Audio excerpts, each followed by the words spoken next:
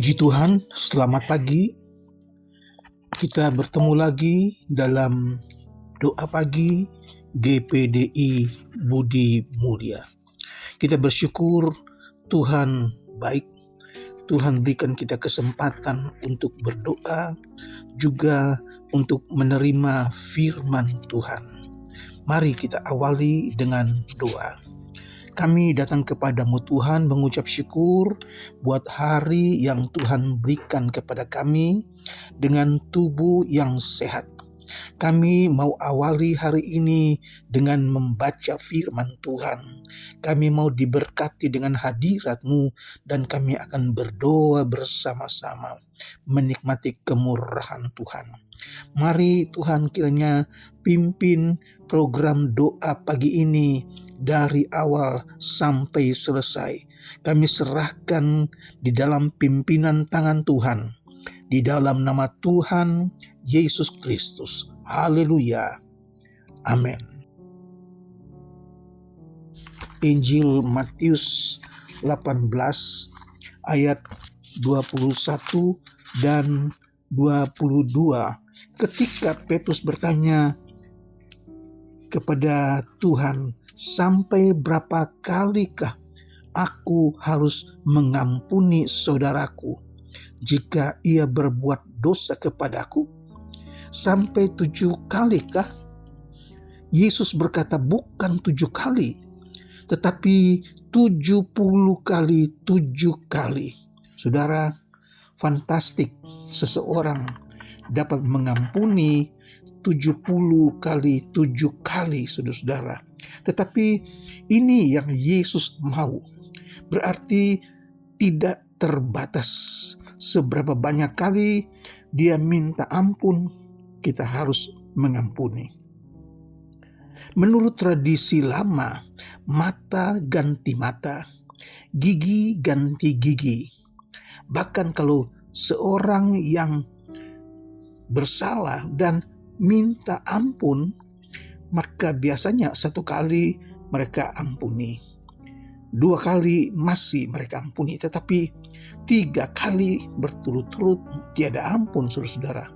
Itu sebabnya Yesus berikan satu perumpamaan tentang kerajaan sorga, seumpama seorang raja yang hendak mengadakan perhitungan dengan hamba-hambanya.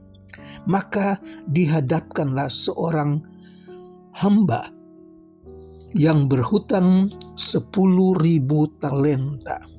Banyak sekali. 10.000 talenta setara dengan 340 kilogram. Karena 1 talenta itu sama dengan 34 kilogram. Dan ini berarti upah sebanyak 19 tahun kerja. Dan kalau tidak dibayar, maka orang ini harus dipenjara. Atau dia dijual, istrinya dijual, kalau nggak cukup anaknya dia dijual jadi budak untuk membayar utang tersebut. Nah, ketika raja itu menagih hutang dari hambanya, maka hamba itu sujud di hadapan raja dan katanya, sabarlah dulu Tuan, segala hutangku itu akan aku lunasi. Kemudian ayat 27 katakan, tergeraklah hati raja itu oleh belas kasihan sehingga ia membebaskan seluruh hutangnya. Luar biasa. Bukan setengah tetapi seluruh hutangnya. 10.000 talenta lunas, saudara-saudara. Betapa senangnya hamba ini. Dalam sekejap tuannya melunasi hutangnya. Ketika dia keluar, dia jumpa dengan salah satu hamba yang berhutang kepadanya sebesar 100 dinar. 1 dinar harga 1 hari kerja harian, saudara. Jadi ketika dia nagih hutang kepada sesama hamba itu lagi sujud minta supaya dia bersabar. Nanti aku akan lunasi hutangku. Tetapi hamba yang jahat ini, yang sudah dilunasi hutangnya oleh tuannya, dia tidak mau. Malah dia masukkan yang berhutang ini ke dalam penjara. Saudara, sungguh sangat berbeda. Tidak ada rasa belas kasihan. Maka teman-temannya ini datang kepada raja dan menceritakan kepada raja bahwa hambanya ini tidak mau mengampuni temannya yang berhutang 100 dinar. Malah sekarang dia dimasukkan ke dalam penjara. Maka raja itu menjadi sangat murka. Raja itu panggil kepada hamba yang tadi datang bersujud kepadanya. Dia katakan, kau berhutang kepadaku 10.000 talenta dan aku lunasi semuanya. Tetapi temanmu berhutang 100 dinar, engkau masukkan ke dalam penjara. Maka hamba yang jahat ini diserahkan kepada algojo. Dia dihukum sampai dia dapat melunasi hutangnya. Ayat 35. Bapakku yang di sorga pun akan berbuat demikian juga terhadap kamu apabila kamu masing-masing tidak mengampuni saudara-saudaramu dengan segenap hati.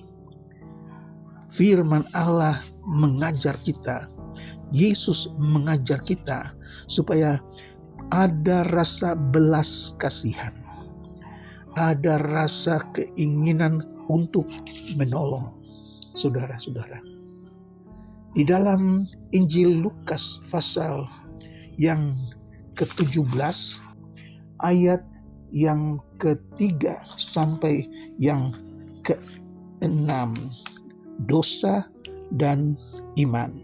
Yesus berkata kepada murid-muridnya, tidak mungkin tidak akan datang penyesatan, tetapi celakalah orang yang mengadakannya. Adalah lebih baik baginya jika semua batu kilangan diikatkan pada lehernya, lalu ia dilemparkan ke dalam laut, dan daripada menyesatkan salah satu dari seorang yang lemah ini. Jagalah dirimu, jikalau saudaramu berbuat dosa, tegurlah dia, dan jikalau ia menyesal, ampunilah dia.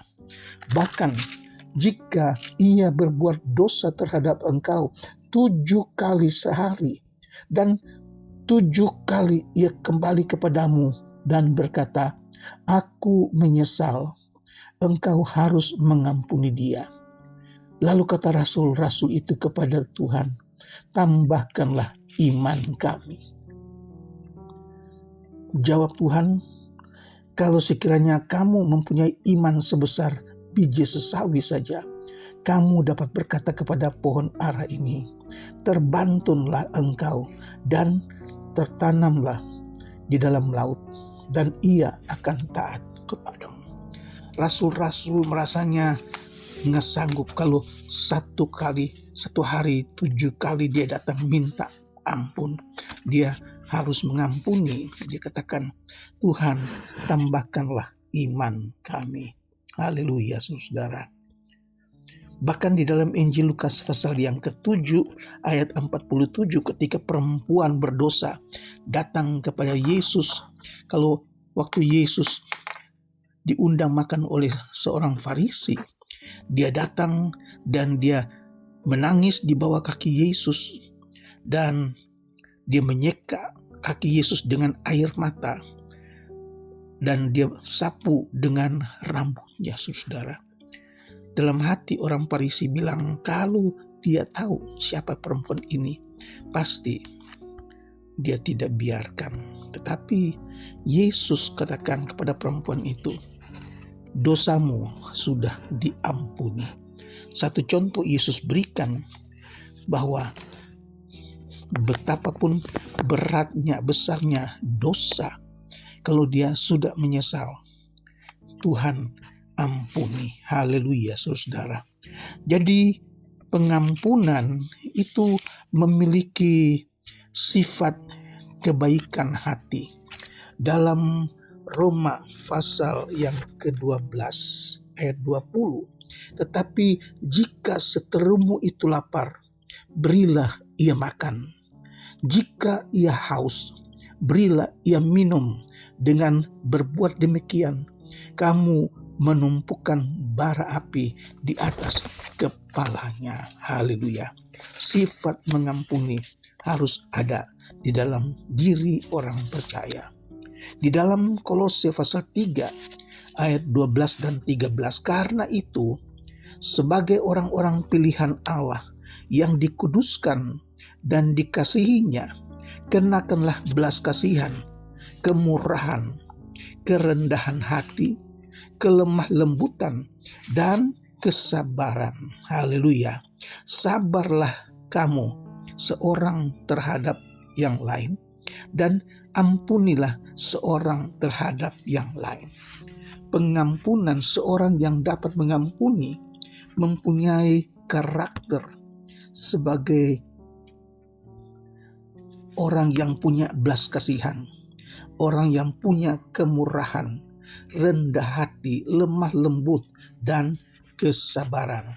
Ini yang Tuhan Yesus ajarkan kepada kita, supaya jangan sampai kita menaruh kekerasan hati, tetapi berikan Tuhan kepada Tuhan hati yang lembut, hati yang berbelas kasihan. Saudara, kita lihat dalam Alkitab bagaimana dalam Perjanjian Lama Yusuf dibuang, dijual, dimasukkan ke dalam penjara, saudara. Tetapi Yusuf mengampuni. Stefanus, bahkan Yesus sendiri di dalam Injil Lukas 23 ayat 34. Ya Bapa, ampunilah mereka, sebab mereka tidak tahu apa yang mereka perbuat. Saudara, puji Tuhan, apa yang Yesus contohkan, mengampuni, Yesus ajar kepada kita juga untuk mengampuni. Dengan pengampunan, Tuhan akan mengampuni kita juga. Puji Tuhan, Tuhan kiranya memberkati kita. Tuhan berikan kita iman, berikan kita kemampuan untuk dapat mengampuni. Tuhan memberkati. Mari kita berdoa. Kami datang kepadamu Tuhan Yesus, mengucap syukur buat firman-Mu pagi hari ini. Jangan sampai kami gagal di dalam mengampuni. Karena Yesus katakan, kalau kamu tidak mengampuni, maka Bapamu di sorga juga tidak mengampuni kami. Ampuni kami Tuhan Yesus, berikan kami kemampuan, tambahkan iman percaya kami, supaya kami pun sanggup mentaati firman Tuhan, melakukan apa yang Tuhan perintahkan. Hamba-Mu berdoa buat jemaat Tuhan yang sakit, jemaat Tuhan yang lemah, yang bertanggungan berat. Mari Tuhan datang dengan kuasa kemurahan Tuhan.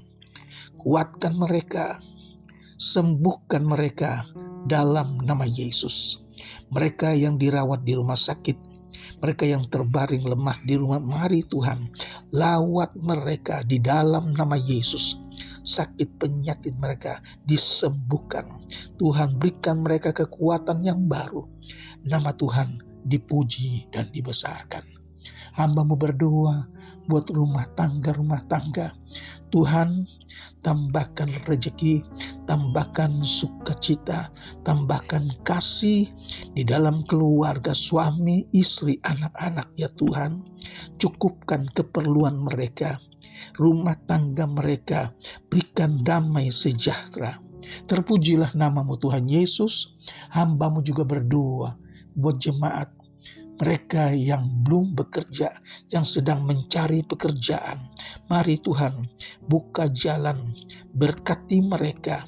Apa yang mereka rindukan, apa yang mereka butuhkan, Tuhan beri. Terima kasih Tuhan Yesus. Mereka yang bekerja di kantor, mereka yang berusaha di rumah, berusaha dalam perjalanan transportasi, ya Tuhan berkati, lindungi mereka, cukupkan keperluan mereka. Terima kasih ya Tuhan Yesus, kami serahkan jemaat-Mu di dalam tangan pimpinan Tuhan yang Maha Kuasa. Dan kami akhiri doa pagi ini dengan mengucap syukur di dalam nama Tuhan Yesus Kristus. Haleluya. Amin.